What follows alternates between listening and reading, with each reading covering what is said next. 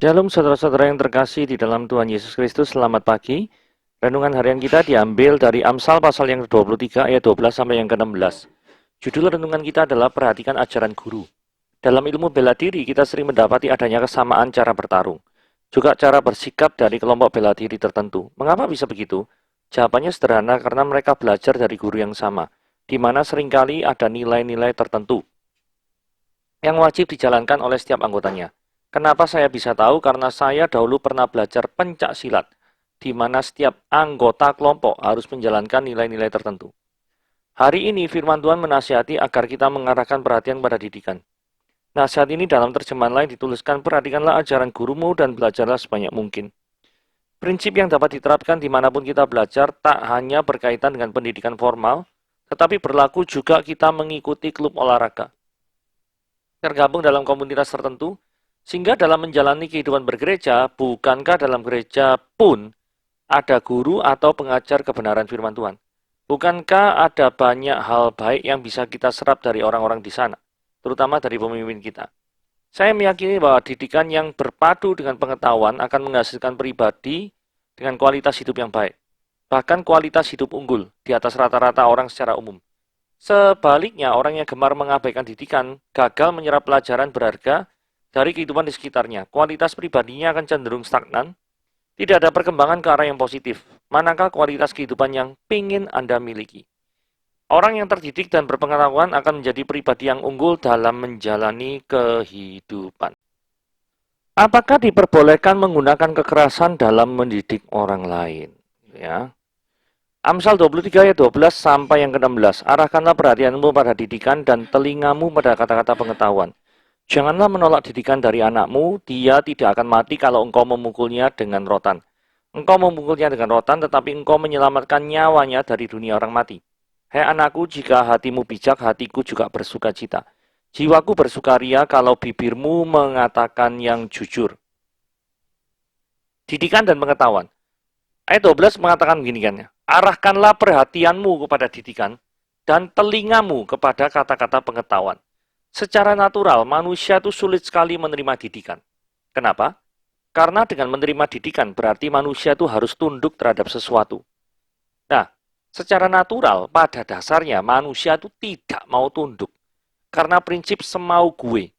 Tidak pernah senang kalau dikendalikan oleh orang lain. Nah, perlu kerendahan hati untuk senantiasa mengarahkan perhatian kepada didikan dan pengetahuan. Jadi untuk memiliki hati yang bersedia dididik dan memiliki hati haus akan pengetahuan, itu harus orang yang benar-benar rendah hati.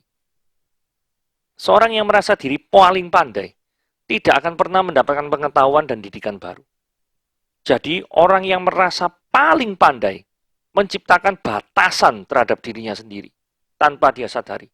Kenapa? Karena merasa diri paling pandai, ya tidak perlu menimba ilmu dari orang lain. Lah karena dia merasa tidak perlu nimba ilmu dari orang lain, maka dia tidak mendapatkan informasi baru. Dengan tidak mendapatkan informasi baru, maka apa yang dia tahu itu terbatas dan tidak pernah bertambah. Dengan tidak pernah bertambah, maka dia secara tidak sadar menciptakan batasan terhadap dirinya sendiri tanpa dia sadari. Karena dengan kesombongannya tersebut. Nah, ayat 13 ya. Ini agak aneh ya. Janganlah menolak didikan dari anakmu. Loh, memangnya anak kita mendidik kita atau gimana nih? Kalau kita lihat terjemahan bahasa Inggris NIV lebih bagus ya. Do not withhold discipline from a child. Do not withhold itu jangan menahan disiplin dari seorang anak. Jadi artinya kalau memang perlu adanya tindakan pendisiplinan, maka itu harus dilakukan. If you punish him with the rod, he will not die. Jika engkau menghukum dia atau anakmu itu dengan tongkat, maka dia tidak akan mati. Jadi tindakan pendisiplinan adalah sesuatu yang alkitabiah.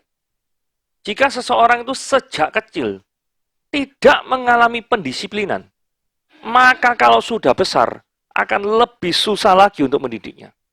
Hanya batasannya adalah jangan sampai menggunakan kekerasan fisik sampai orang itu meninggal. Nah, ini repot. Nah, menurut saya memang tindakan hukuman dengan rotan terkadang memang diperlukan untuk membuat orang itu sadar.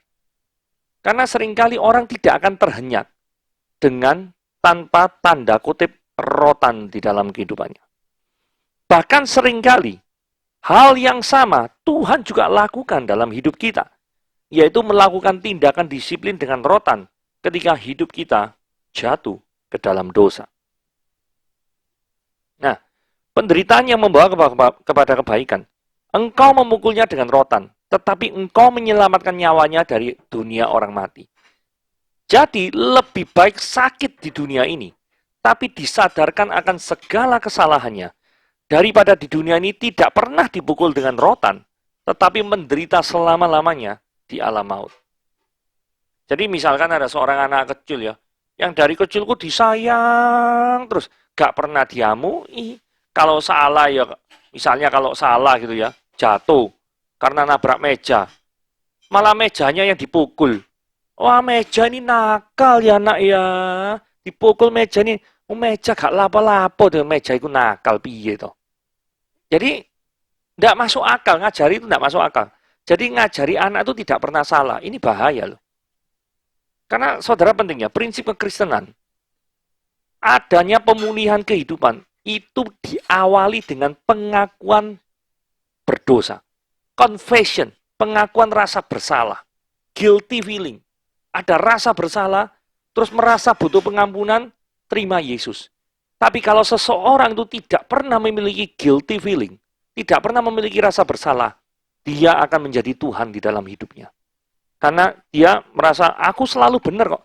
Dari kecil aku diajar selalu benar. Tidak pernah mengaku salah. Wah, tambah repot orang model kayak gini. Saudara, kalau ada orang tua yang mendidik anaknya model kayak gitu, itu tidak sesuai dengan firman Tuhan. Kok tahu? Ini Ibrani 12 ayat 6-7 ya, ngomong gini ya. Karena Tuhan itu menghajar orang yang dikasihnya, dan dia menyesah itu nyambuk orang yang diakuinya sebagai anak. Jika kamu harus menanggung ganjaran, Allah itu memperlakukan kamu seperti anak. Di manakah terdapat anak yang tidak dihajar oleh ayahnya? Saudara, memang didikan orang tua terkadang memang keras. Tetapi yakinlah, orang tua yang normal tidak ingin anaknya itu menderita di kemudian hari. Ada seorang motivator yang berbicara gini ya, jikalau Anda itu keras terhadap kehidupan ini, maka hidup itu akan lunak terhadap Anda. Jikalau Anda keras terhadap diri Anda sendiri, maka kehidupan itu akan lunak terhadap kehidupan Anda. Tapi jikalau Anda itu lunak terhadap hidup Anda sendiri, maka kehidupan itu akan keras bagi hidup Anda. Gitu ya, kurang lebih seperti itu. Nah, apa yang membuat orang itu bersuka cita? Ayat 15 ngomong gini ya. Hai anakku, jika hatimu bijak, hatiku juga bersuka cita. Yang membuat orang tua suka cita apa? Punya uang banyak? Tidak. Di sini ngomong gini. Orang tua tuh kalau mendapati sang anak yang sudah dididik dalam kebenaran tuh memiliki kebijaksanaan. Wah, itu menjadi kebanggaan yang tersendiri. Jikalau orang tua memiliki anak yang sama sekali tidak bijaksana, atau memperlakukan orang dengan kekerasan, dengan kekejaman, atau kelicikan, apa yang dapat dibanggakan dengan hal itu? Saudara, saya mau cerita adegan Squid Game ya. Ada hubungan persaudaraan di sana ya, dari Song Ki-hun sama Cho Sang-woo gitu ya. Nah, bagi pendengar yang melihat Squid Game pasti tahu tokoh-tokoh ini ya. Saudara tahu permainan dalgona itu ya. Nah, waktu itu Cho Sang-woo itu tahu kalau mainannya itu model mainan dalgona ya. Jadi kalau mainan dalgona itu modelnya kayak gini ya. Nah, ini ada model dalgona. Nah, waktu itu kan survei bentuk bundar, segitiga, terus bintang sama payung gitu ya. Nah, ini namanya Cho Sang-woo ya. Cho Sang-woo ini tahu paling gampang tuh mana sih? Ya segitiga ya. Kan lurus-lurus dikerik-kerik segitiga kan lama-lama ya oke. Paling susah lagi payung, ada get-getane gitu. Ya toh? Ada melengkung, ada pentul kecil ini, waduh, repot ini.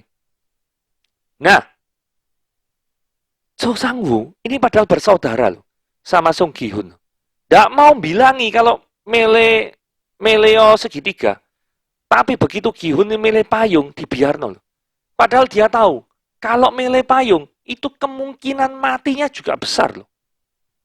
Dan sing terjadi, Gi-hun ini, wah, keringetnya itu netes semua tuh ya. Wah, aku tuh setengah mati tuh. Nah, ngukir kayak gini nih, apa caranya nih? Ini meletek sedikit, ditembak loh kepala nih. Duar, mati nih. Ya toh. Terus dia ternyata di tengah kesulitan itu ya. Dia tuh ternyata menemukan cara yang unik, yaitu apa? Dalgonan itu dijilati. Nah, ketika dijilati, nanti kan tekuan-tekuan ini lama-lama lapisan gulanya itu berkurang. Nah, ketika dia berkurang, barusan ditusuk sama jarum. Wah, langsung carane Gihun ini ditiru semua sama orang-orang yang lihat itu ya. Nah, ini ya, di tengah kesulitan, itu ada jalan keluar. Tapi yang saya mau sampaikan bukan itu poinnya. Yaitu adalah orang persaudaraan ini loh. Orang dua ini kan dididik ya. Dengan orang tua yang sama ya. Satunya ini ya, tahu saudaranya mau meninggal. Dengan cara model kayak gini, dibiarno loh. Jahat sungguhan. Nah, pada saat permainan yang terakhir ya, the final game, Squid Game. Anehnya, orang ini, Sung Gi-hun, ini bisa menang loh. Permainan ini permainan Korea ya. Saya juga tidak seberapa jelas. Pokoknya ada, apa namanya, permainan, pokoknya ada bunderan ini adalah salah satu tujuan akhirnya. Bukan satu-satunya tujuan akhirnya ya. Jadi ada yang namanya penyerang, ada yang defender itu ya. Jadi yang defender itu menghalangi orang itu yang jadi penyerang supaya nyampe sini, dihalangi seperti itu ya. Singkat cerita seperti itu. Nah, yang menarik itu gini. Song Gi-hun ini menang ya. Dia cuma tinggal jalan tok. Dia dapat 45,6 M. Miliar won. Luar biasa ya. Tapi yang terjadi adalah Song Gi-hun ini ngomong. Ini menarik sekali ngomong gini. Boleh enggak saya membatalkan? Kan memang ada hukum ketiga kalau nggak salah di permainan Squid Game itu. Kalau mayoritas pengen permainan ini batal, maka permainan ini boleh batal dan berhenti. Nah, ini kan mayoritasnya kan cuma tinggal dia tok. Nah, dia boleh mengajukan haknya itu untuk batal. Dan dia menjauhi daripada lingkaran ini.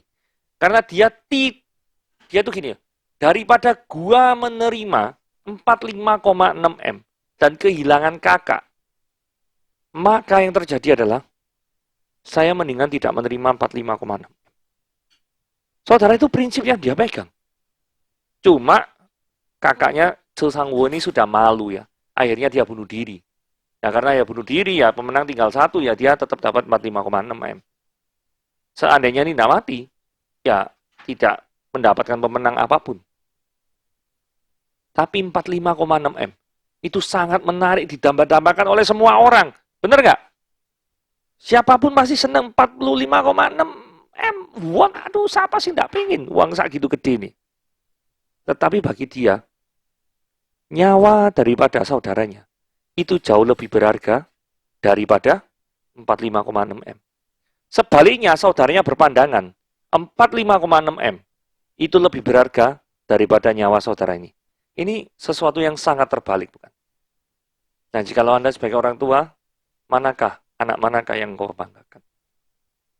Apa kan ada loh orang tua yang ngomong, ya goblok sih Song Gi-hun kalau enggak mau 45,6 M. Wong itu orangnya jahat kok. Wis paten ono ae orang itu. Ada orang tua kayak gitu. Tapi ada orang tua sing ya memang nyawa seseorang sekalipun orang itu jahat lebih berharga daripada uang 45,6 M. Oke, lanjut ya. Apa yang membuat orang itu bersuka cita? Jiwaku bersukaria kalau bibirmu mengatakan yang jujur. Ketika kejujuran itu dijunjung tinggi, disitulah terdapat kebahagiaan yang luar biasa. Setiap orang percaya selalu ingin lihat kebenaran itu berdiri di garis paling depan. Tapi kalau orang fasik, itu selalu ingin melihat tipu muslihat menjadi raja dalam kehidupan mereka. Saya ulangi lagi ya. Setiap orang yang percaya pada Tuhan, itu selalu ingin melihat kebenaran itu berdiri di garis depan. Paling depan bahkan. Tapi kalau orang itu fasik, selalu ingin tipu muslihat menjadi raja dalam kehidupan mereka. Oke, firman Tuhan pada hari ini sampai di sini. Tuhan Yesus memberkati.